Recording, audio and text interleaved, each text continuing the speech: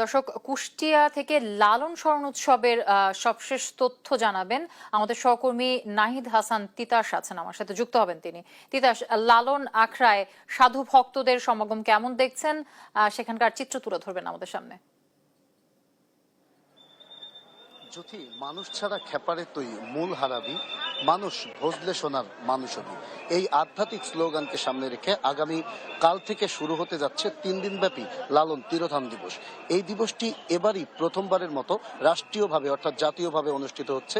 আমি রয়েছি লালনের মাজার প্রাঙ্গণে। আমি যদি একটু দেখাতে চাই, ইতিমধ্যে আগামীকাল অনুষ্ঠান হলেও কিন্তু ইতিমধ্যে যারা সাধু বাউল ভক্ত অনুরাগীরা রয়েছে তারা কিন্তু লালনের এই মাজার প্রাঙ্গণে আসতে শুরু করেছেন এবং তারা আসন গেড়ে বসেছেন এবং লালনের যে আধ্যাত্মিক যে বাণীগুলো সেগুলো কিন্তু গাইছেন। অর্থাৎ লালনের এই আখড়া বাড়িতে কিন্তু এখন দর্শনার্থীদের পদচারণায় একেবারে মুখরিত। আমি যে জায়গাটি রয়েছে এটি লালনের মাজার প্রাঙ্গণ, এর বাইরেই কিন্তু রয়েছে লালন একাডেমির মাঠ। ওখানে কিন্তু আগামী 3 দিন অনুষ্ঠিত হবে লালনের মেলা এবং ওখানে স্টল বসানো হয়েছে এবং প্রতিদিন সন্ধ্যা 7টা থেকে কিন্তু রাত 12টা পর্যন্ত দেশের যে বিখ্যাত লালন সঙ্গীত শিল্পীরা রয়েছেন তারা গান পরিবেশন করবেন। লালনের জীবনী নিয়ে আলোচনা অনুষ্ঠিত হবে এবং নানা রকমের অনুষ্ঠানমালার আয়োজন রাখা হয়েছে।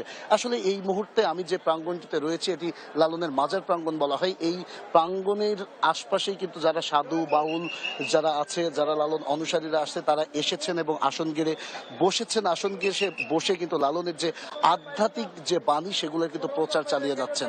অর্থাৎ তাদের সাথে আমি কথা বলেছি, তারা যেটি বলছে যে লালনের এই বাণীগুলা প্রচারের জন্য তারা এসেছেন, লালনকে তারা বুঝতে চাই, তারা জানতে চায় এবং লালনের এই যে আধ্যাত্মিক বাণী এগুলো সবার মাঝে ছড়িয়ে দিতে চাই। তাদের দাবি যদি লালনের এই আধ্যাত্মিক বাণী সবার মাঝে ছড়িয়ে দেওয়া যায় তবেই কিন্তু এই যে পৃথিবীতে যে হিংসা বিদ্বেষ হানাহানি এগুলো কিন্তু দূর হবে। আপনাকে জানিয়ে রাখতে চাই, আগামীকাল 17 অক্টোবর থেকে শুরু হওয়া 3 দিন ব্যাপী লালনের যে তিরোধান দিবসের এই অনুষ্ঠান এটি শেষ হবে 19 অক্টোবর রবিবার থেকে। 1297 বঙ্গাব্দে লালন দেহত্যাগ করার পর থেকে কিন্তু লালনের যারা অনুসারী ভক্ত রয়েছে তারা কিন্তু এই যে তিরোধান দিবসের যে অনুষ্ঠান এটি কিন্তু চালিয়ে যাচ্ছে। এখন পর্যন্ত লালনের যারা ভক্ত অনুসারী আছে তারা কিন্তু চালিয়ে যাচ্ছে। এবারই প্রথমবারের মতো রাষ্ট্রীয়ভাবে কিন্তু সংস্কৃতি মন্ত্রণালয়ের রাষ্ট্রীয়ভাবে এটি পালিত হচ্ছে। আগামী কাল সন্ধ্যা 7টার সময় সংস্কৃতি মন্ত্রণালয়ের উপদেষ্টা মোস্তফা ফারুকী কিন্তু আনুষ্ঠানিকভাবে উদ্বোধন করবেন। এরপর থেকেই 3 দিন চলবে। 17 অক্টোবর থেকে শুরু হওয়া লালন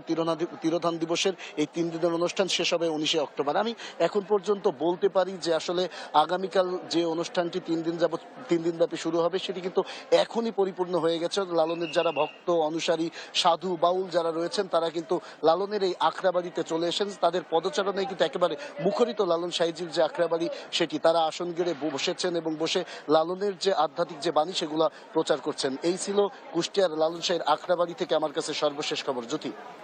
দর্শক, আমাদের সাথে যুক্ত ছিলেন কুষ্টিয়া থেকে আমাদের সহকর্মী নাহিদ হাসান তিতাস।